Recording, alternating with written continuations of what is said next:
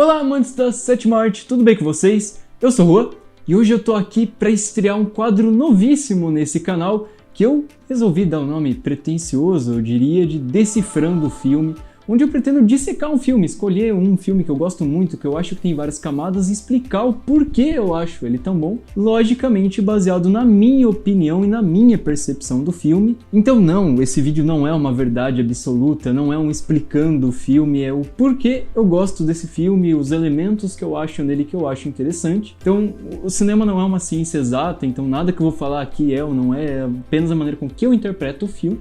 E logicamente, como eu vou falar do filme o tempo todo, esse vídeo tá recheado de spoilers. Então, pra você que não viu, eu recomendo que veja o filme primeiro, mas se você não se importar com isso, apenas quiser ver minha análise, porque eu gosto tanto desses filmes, então veja o vídeo, não tem nenhum problema. Sem mais enrolas, solta a vinheta nova e vamos pro primeiro Decifrando o Filme.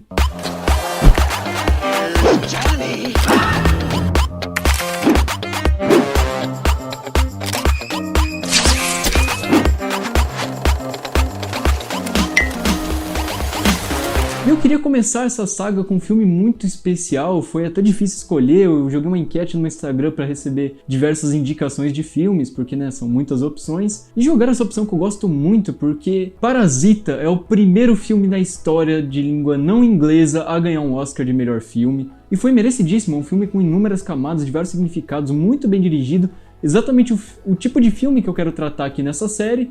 Então foi muito bom pra mim poder começar com ele, e eu já falei demais, então sem mais enrolas, vamos decifrar Parasita. Por que é tão bom? Parasita, lógico, ficou muito conhecido porque esse filme que fala sobre a luta de classes, desigualdade social, os ricos, os pobres, e o filme já começa com uma linguagem muito interessante por mostrar uma janela, só que de baixo pra cima, porque a família principal, ela mora no subsolo, num porão, abaixo da rua, Então, se a gente pega a metáfora de classes, ela é a classe mais baixa, tá? Abaixo de todo mundo, realmente no subsolo ali, só que a gente começa vendo uma janela, projeção de fora, com o sol ensolarado, já meio que dizendo que essa família não pretende ficar ali, eles sonham mais alto. Só que eles estão ali embaixo, então a câmera desce, inclusive todos os primeiros planos ali para apresentar a família, filma eles de cima para baixo, colocando eles no chão mesmo, mostrando a realidade dura daquela família. Tudo isso só com o jogo de câmera logo no começo do filme ali, primeiras cenas. Mas aí o filme já chega com uma metáfora que eu acho muito interessante, eu vou desenvolver mais lá pra frente os significados do filme, mas mesmo mostrando a família principal ali embaixo, nessa situação de extrema pobreza, a gente vê eles ali lutando pra conseguir montar as caixas, pra ganhar uma mixaria mesmo, mas que eles não têm nada, uma família desempregada.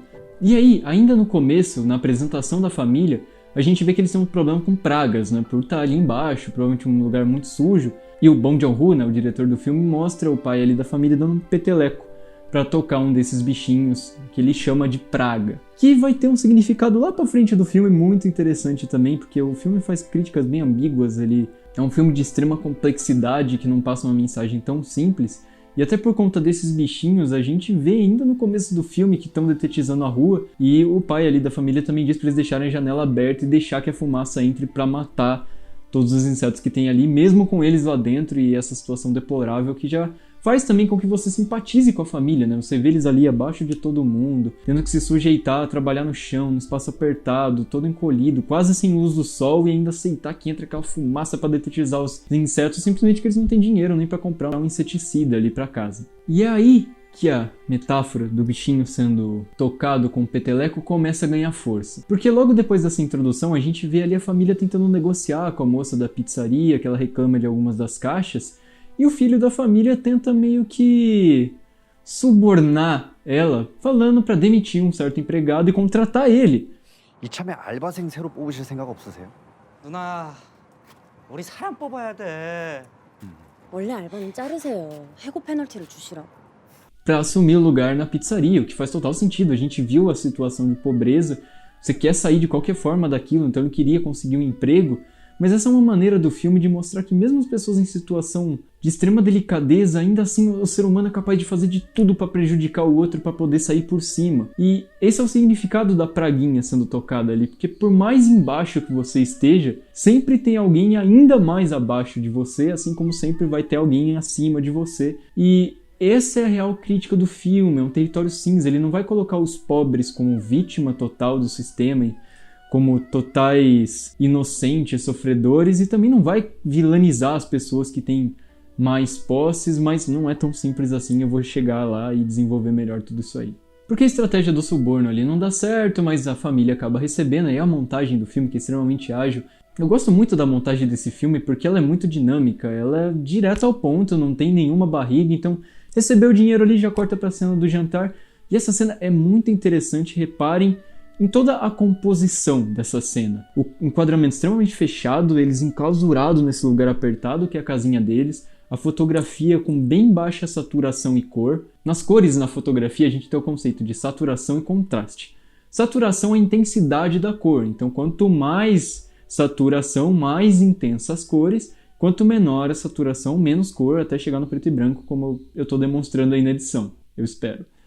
E o contraste é a diferença entre tons claros e tons escuros, então quanto maior o contraste, o claro é mais claro, o escuro é mais escuro, quanto menor o contraste, fica tudo mais cinza ali, luz e sombra quase que não tem diferença nenhuma. E olha a composição dessa cena, um enquadramento extremamente fechado, a fotografia bem azulada. Apesar deles estarem ali celebrando o pagamento e a comida que eles estão tendo, a situação da família ainda não é tão boa, não é das melhores, então a fotografia reflete isso com esses tons mais cinzas, mais claros, com pouca vida, com pouca intensidade, com pouca energia. Enquanto lá fora a gente tem uma luz extremamente forte, vem o bêbado ali que vai mijar e a família simplesmente aceita essa situação, assim como se sujeitou a receber toda aquela fumaça da detetização e lida com o cara do tipo, não, deixa ele mijar aí, fazer o quê? E isso vai ter uma importância lá na frente do filme quando essa família tiver numa situação diferente. Mas aí entra outro ponto muito importante, porque chega um amigo universitário, amigo do filho da família, que vai dar um presente que é muito importante para esse filme, que é a pedra, que simboliza riqueza nas falas ali dos próprios personagens. 근데 특히 이돌은 가정에 많은 재물운과 합격운을 몰고 민혁아. Porque esse amigo que dá a pedra, dizendo que ela simboliza riqueza, também já dá uma oportunidade para o filho da família, porque esse amigo dava aula de inglês para a filha de uma família rica e oferece essa vaga ali para o nosso querido protagonista, que aceita, e aí começa uma missão da filha dele falsificar os documentos para ele fingir que é universitário também e conseguir dar as aulas. Que eu admito, a primeira vez que eu assisti o filme eu fiquei um pouco incomodado com esse negócio de ela é a gênia do Photoshop que consegue falsificar um documento de faculdade.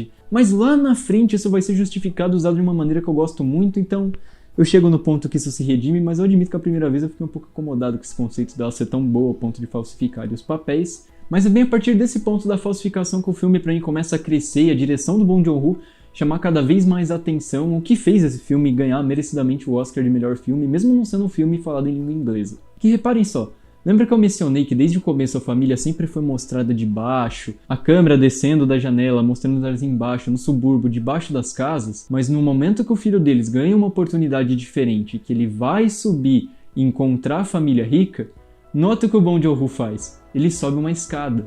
Ele sobe na vida enquanto a família dele segue ali embaixo, abaixo de todo mundo, embaixo das classes, abandonada ali no cantinho. Eu acho isso genial, sabe? São esses pequenos detalhes que fazem diferença no cinema e ele continua fazendo isso, porque até chegar na casa dos ricos, ele só pega subida, ele tá sempre tendo que subir, né? O Bong Joon-ho usou essa metáfora das escadas para representar os ricos e os pobres, a parte de cima, a classe alta, e a classe baixa, literalmente. E ele reflete isso na mise-en-scène do filme, que é um termo francês que significa posto em cena. Então tudo que você vê no quadro ali é a mise-en-scène, os cenários, as cores, e essa é a maneira dele de representar visualmente a ascensão de classes, e eu acho isso fenomenal.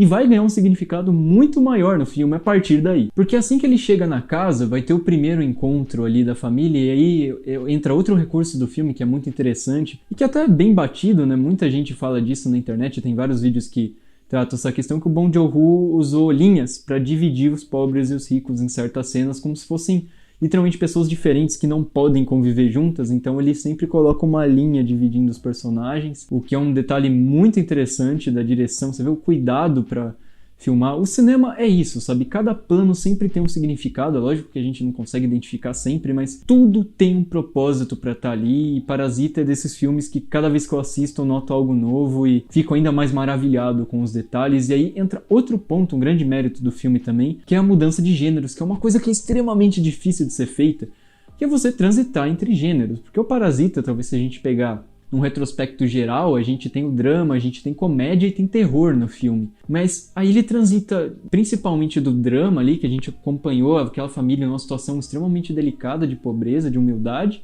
e agora começa as sátiras com os ricos, com a ingenuidade, essas pessoas que nunca tiveram qualquer problema na vida por sempre ter tudo de mão beijada, e o filme satiriza eles sem vergonha nenhuma, sabe? Mostra eles como essa figura até boba. 침팬지를 그린 거죠? 자화상이에요. Timing muito bom, e aí entra o que é pra mim uma das minhas cenas favoritas do filme. Porque já teve essas piadas, já mostrou que a dona da casa ali não é das pessoas mais inteligentes do mundo, e quando ele tá pra ir embora, ele percebe que ele pode se aproveitar um pouquinho dela e falar que ele conhece uma professora de arte ali pro filho dela que faz aqueles quadros meio estranhos, que é a irmã dele.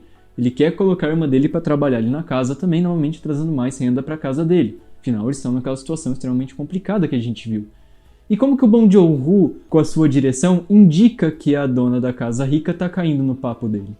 Porque os dois descem as escadas junto. Então, no momento que ela começa a ser enganada, ela é puxada para baixo pelo nosso protagonista. Isso é lindo, sabe? Porque ele poderia simplesmente ter feito uma cena de diálogo ali, os dois sentados, câmera retinha.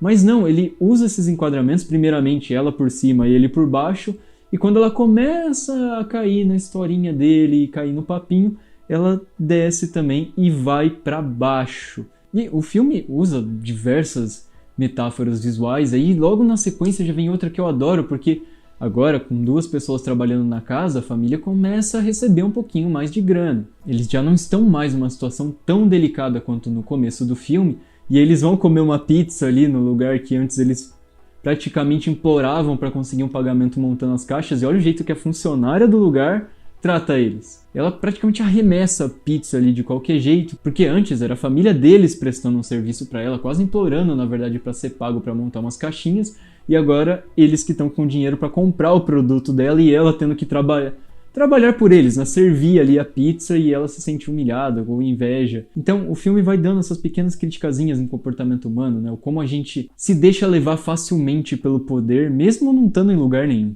E ainda nessa cena da pizzaria entra um detalhe muito importante, que é esse molhinho de pimenta aí, ó, que parece muito sangue, né?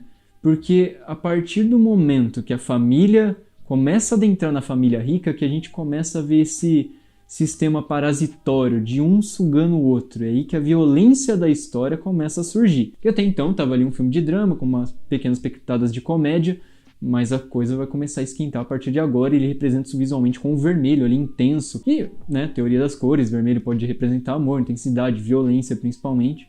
E é o uso que eu interpreto, pelo menos nessa cena aí da pizza, que ele dá um destaque muito grande para esse molhinho. Apesar de que vai ter um propósito narrativo lá na frente daqui a pouquinho. Porque agora que tá dando tudo certo, a família poderia parar por aí, nossa, conseguimos já um emprego, a gente tá tendo renda, conseguindo comer num lugar melhor, eles vão ali num restaurante. Mas não. O ser humano sempre quer mais poder possível. E a casa desses ricos já tinha uma empregada. E ela descobre que ela tem uma alergia a pêssego, e aí o filme entra no total humor ali, que vai fazer toda uma sequência que eu acho muito bem montada e extremamente exagerada, é uma grande sátira, quase como hahaha, olha como nós somos malvados e planejamos tudo. Do plano de como eles pegaram o pêssego, rasparam ali, olha a maneira realmente exagerada com que ele filma cada uma dessas coisas, quase que idolatrando a figura do pêssego. O pai da família ali tirando uma foto com ela no hospital, falando que ela tem tuberculose, inventando essa mentira, e aí ela começa a tossir, ele joga o molho ali de pimenta no papelzinho e mostra pra dona da casa que ela está tossindo sangue, é tudo esfumado de maneira super exagerada, porque apesar da gente querer que essa família saia da situação que ele tá, a maneira com que eles estão enganando a família rica é errada. Então o Bong Joon-ho não filma isso idolatrando de um jeito épico de verdade, como se fosse algo correto da atitude deles, mas sim como algo nefasto e tipo exagerado, e olha que absurdo o que eles estão fazendo. Então o filme satiriza a própria atitude da família, desse absurdismo de estar prejudicando uma outra pessoa só para poder tomar o lugar dela. E isso é uma direção sábia, sabe? Conseguir transitar tão sabiamente, não fazer isso sair caricato, fazer funcionar essas cenas é brilhante. E após toda essa sequência exagerada que eu falei, que novamente chega a ser engraçado, você vai rir de tipo, olha o que eles estão fazendo, Olha a maneira com que a empregada sai da casa. Tudo azul, baixíssima saturação, a cor escura, e pra onde ela tá indo? Pra baixo. Ela tá descendo. Sabe, eu fico emocionado com esse cuidado, sabe? Essa maneira de comunicar sem precisar dizer diretamente. Ela foi passada pra trás, ela tava no topo e acabou sendo jogada pra baixo, e ele representa isso usando toda a linguagem do cinema. Mas a nossa querida família protagonista não pode parar por aí, porque agora só falta um membro, a mãe, e eles conseguem colocar ela tirando a empregada, né? E aí entra a justificativa lá que eu tinha falado, porque na conversa ali do carro, o pai da família, que agora já é o motorista também, que eles conseguiram enganar totalmente ali, apresenta um cartão de visitas de uma empresa fictícia que novamente foi feito ali pela filha deles, que é realmente a boa zona do Photoshop. Então, ela de fato é boa, sabe? Não é uma cena aleatória, aquela do começo de ela consegue fazer isso. Ela realmente é boa, tanto que vai ser utilizado depois esse recurso dela. E por isso também que ela finge ser a professora de arte ali do garotinho da família. E agora que tudo tá dando certo, olha só o que acontece, a atitude da família quando o cara mijão lá, o bêbado, chega de novo. 와, 완전 물받아.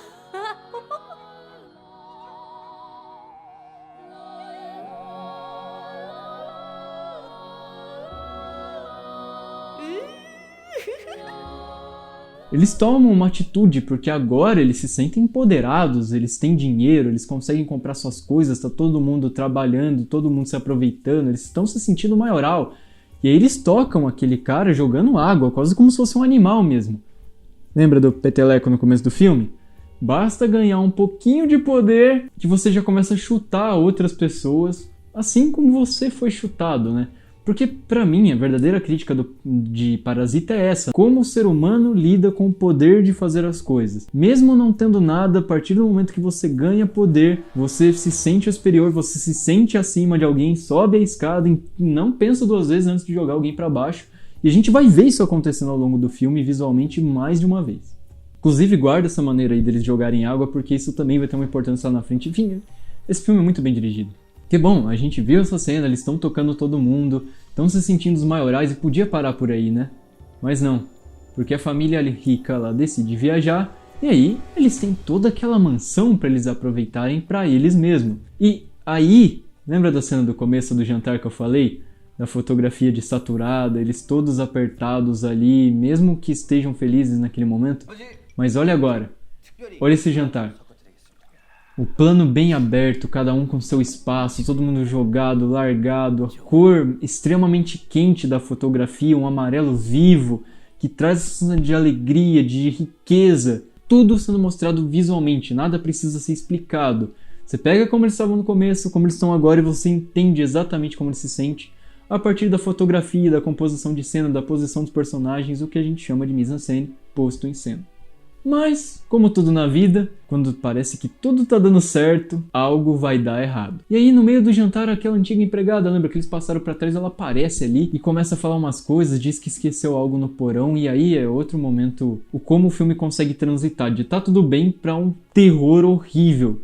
Começa a cena, você já sente esse tom esquisito, o que tá acontecendo, aí abre um porão, novamente fotografia cores frias, descer mais um pouco, e aí a gente descobre que a outra empregada já tinha um parasita da família rica ali também, morando ali embaixo do porão, e a gente nem sabia. E aí o pensamento lógico é que agora as famílias vão se ajudar, eles estão vendo a situação deles, e não.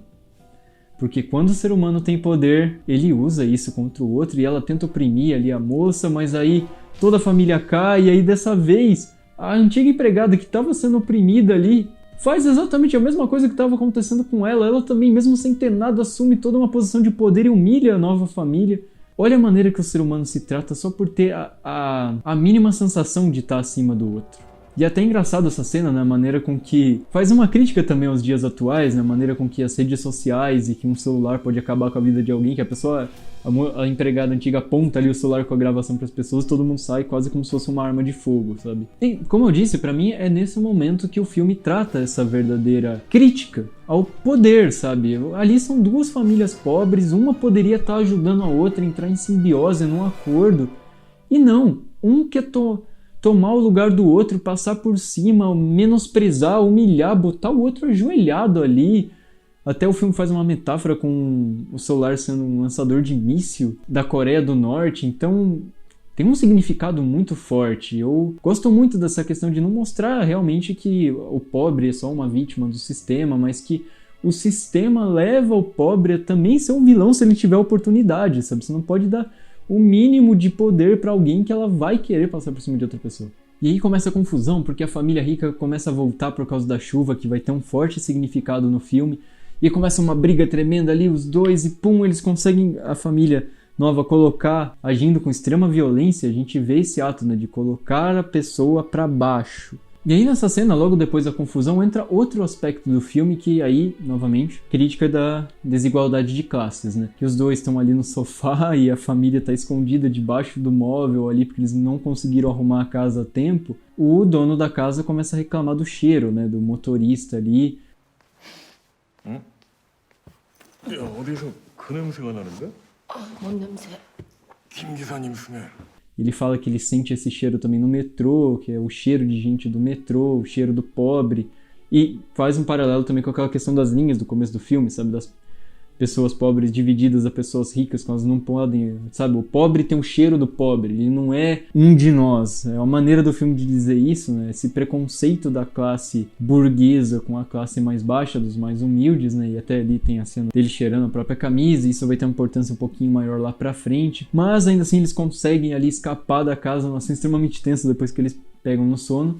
E a chuva. A chuva vai ter um papel extremamente importante.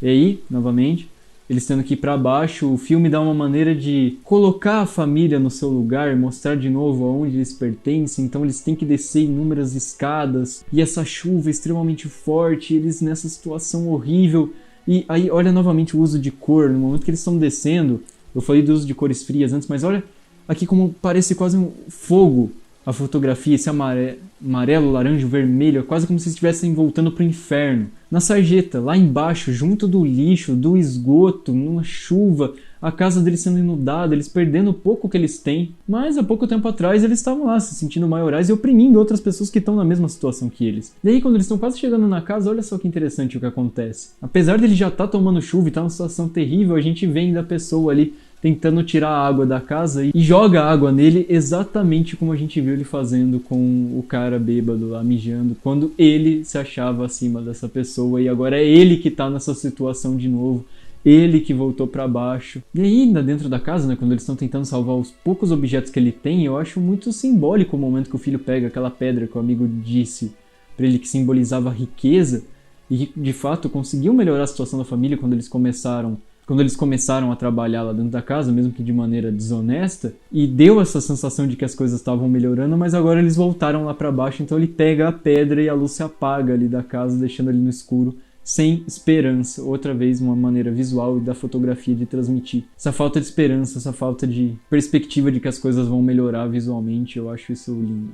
E agora o filme vai falar um pouco sobre as diferentes perspectivas, porque a chuva foi esse inferno pra família pobre ali, né? Porque eles moram lá embaixo, a água foi toda pra lá, e aí a gente tem esse diálogo no carro dela falando que a chuva foi um alívio porque limpou o céu, tirou o cheiro das ruas, e logo depois ela começa a reclamar do cheiro do motorista, e a gente vê a grande atuação ali dele só com os olhos, demonstrando toda a raiva dele, pensando naquele inferno que ele passou na noite anterior, que foi a chuva pra ele. Mas para os ricos que estão lá em cima, a chuva foi essa grande maravilha. E aí a gente entra na parte final do filme, que aí vira uma completa confusão, e a gente vê como todos esses gêneros que o filme trabalhou o filme inteiro se misturam numa cena só. O cara que tava lá embaixo, louco, consegue pegar o filho e enforcar numa cena extremamente violenta, você fica tenso porque, meu Deus do céu, o que tá acontecendo? O filme vai de 0 a 100 muito rápido, e ele usa a própria pedra pra atacar o protagonista, e o filme fica extremamente violento, ele pega uma faca, e aí a gente entra numa cena que demonstra vários comportamentos, e é justamente o que me faz pensar que o filme não é necessariamente uma crítica à desigualdade de classes. É óbvio que é um problema social que causa essa disparidade. A questão da chuva é literalmente mostrar isso, como a chuva pode ser boa para uma pessoa e horrível para outra simplesmente por essas injustiças que o capitalismo promove, né? Mas olha a maneira com que cada personagem reage nessa cena final, quando uma pessoa é atacada, os ricos, cada um se preocupando com o seu e dane-se a outra família, um defendendo o outro, a família rica nem pensa em salvar a professora de arte do filho deles ali que tomou uma facada, eles simplesmente querem saber do filho dele que tá assustado e acabou tendo uma convulsão ali no momento. E aí, no momento que ele tem que pegar a chave também ali, que ele pega... O louco, né, que demonstrou um certo respeito, que é...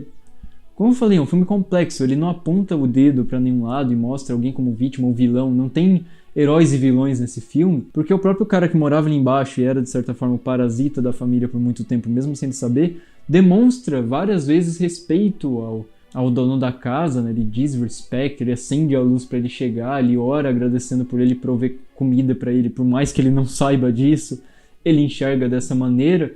Só que no momento que ele diz respeito ali, o dono simplesmente arrasta ele como se fosse nada, pega ali na ferida, não tá nem aí se ele tá machucado ou não. Ele só quer saber de pegar a chave e ir embora, cuidar de salvar o filho dele. E nesse momento ele sente o cheiro que tanto incomodou ele durante o filme, e é a gota d'água pro pai da nossa família protagonista, que então pega uma faca e mata ele ali. E aí o filme vai de 0 a 1000, tudo violência, um banho de sangue. E toda aquela ideia de subir e descer na vida cai por água abaixo, porque agora tá todo mundo no chão. E entra a parte que mais gera confusão para as pessoas, né, que o final desse filme é levemente ambíguo, mas eu tenho uma interpretação bem negativa, não negativa no ponto de eu não gostar, eu acho que o final do filme é um final pessimista, porque resolvida toda essa questão, o crime, tem um julgamento ali, o pai fica desaparecido e a gente descobre que ele está morando ali debaixo do porão e ele fica tentando mandar mensagens de código Morse pro filho dele, que foi escoteiro, né? O roteiro do filme é bem amarradinho, ele explica cada uma dessas coisas, eu não tô aqui também pra dissertar cada segundo do filme. Aí o filho dele, que vai lá observar, consegue pegar a mensagem e manda uma carta pro pai dele com um plano perfeito de como ele vai conseguir salvar ele. A gente vê esse flashback, ele conseguindo entrar numa faculdade, conseguir seu emprego e comprar a casa. E uau, que final lindo, né? Ele subindo ali na vida e deu tudo certo, só que aí não. Porque o filme corta pra ele na casa dele, planejando tudo, com menos sol ainda do que a gente vê no começo. E aí o que pra mim mostra que na verdade ele não conseguiu conquistar esse plano que ele fez é o movimento de câmera, que novamente é da janela, ou seja, o mundo para fora, o mundo da superfície, o mundo lá de cima, descendo para a realidade baixa que ele está, essa fotografia escura e soturna que mostra que aquilo, na verdade, não passa de um sonho, que eles continuam lá embaixo. É o jeito do filme também de dizer que você enganar alguém, você ser desonesto, não é a maneira que você vai encontrar de subir na vida. Pode até dar certo de você subir alguns degraus durante um tempo, mas inevitavelmente você vai ser jogado para baixo de novo, porque a vida simplesmente é assim, ela é injusta, ela é difícil, o sistema é assim, ele promove essas diferenças, mas você tá em cima e você tá embaixo não necessariamente significa que você é uma boa ou má pessoa. E sim as atitudes que você toma ao longo da vida. E pra mim é isso que o filme transmite ao abaixar a câmera e mostrar que ele tá ali no escuro, sozinho novamente, e que tudo deu errado. Enfim, essa é a minha interpretação de Parasita. Mas e você? O que achou do vídeo? Gostou dessa dinâmica? Gostou dessas explicações? Tinha reparado nesses detalhes que eu tentei abordar aqui nesse vídeo? Esse é o primeiro Decifrando o Filme, ainda tô estudando como que eu vou fazer esse formato, eu espero que sejam vídeos bem mais completos. Esse é só o primeiro episódio, por enquanto é isso, eu espero que vocês tenham gostado. Mas se você quiser ver mais desse conteúdo, se inscreve no canal que eu vou estar sempre trazendo esse tipo de vídeo e outras coisas, outros conteúdos. Porém, por hoje é só, pessoal. Então, até a próxima!